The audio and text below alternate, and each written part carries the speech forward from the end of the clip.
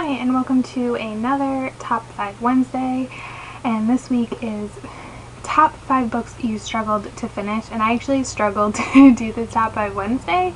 Honestly, I feel like I don't usually struggle to finish anything. I've only DNF'd one book that I can remember, and that was fairly recently, and then yeah, I usually just read. Even if I'm not too into it, it's usually not a challenge. So the first one is a cheat book, but I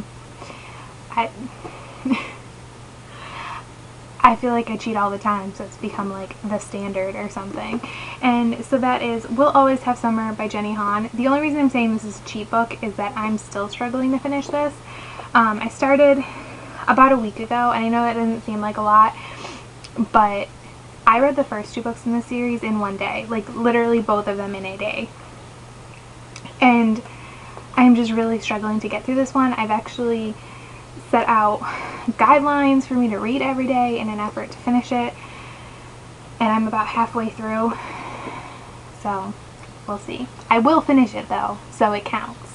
Next are two books written by the same author, and I feel really horrible saying this, but it's true, and that is Catching Jordan and Stealing Parker by Miranda Kenneally. More Stealing Parker than Catching Jordan, but I needed another book, and I did kind of struggle with this book as well. And they're both really short. They're like less than 300 pages, so it's really hard to have struggled. Stealing Parker, I had to force myself to read, and I'm pretty sure I said this in my wrap-up last month. The only reason I finished it was because I paid for it.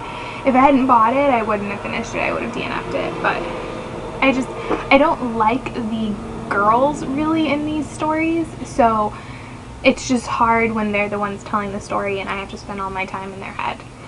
Is a book without a book jacket, and that is The Order of the Phoenix by J.K. Rowling. I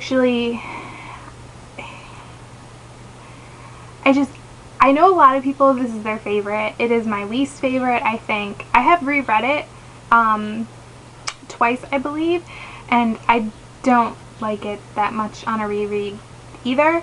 I mean, it's been several years, so I haven't read a Harry Potter since Deathly Hallows came out, so maybe if I reread I would change my mind, but I really struggled with getting through this, not because of the size, but because of Harry's behavior in this book, and I actually almost gave up on this series at this point. So I mean, I'm glad I didn't. I really like Half-Blood Prince and Deathly Hallows, but this one almost caused the end of it for me.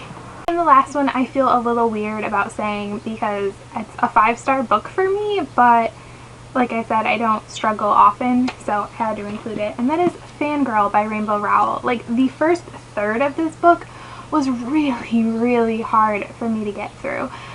Honestly, if I hadn't paid for this, like full price, I probably would have DNF'd it, and that would have been horrible because it's an amazing book.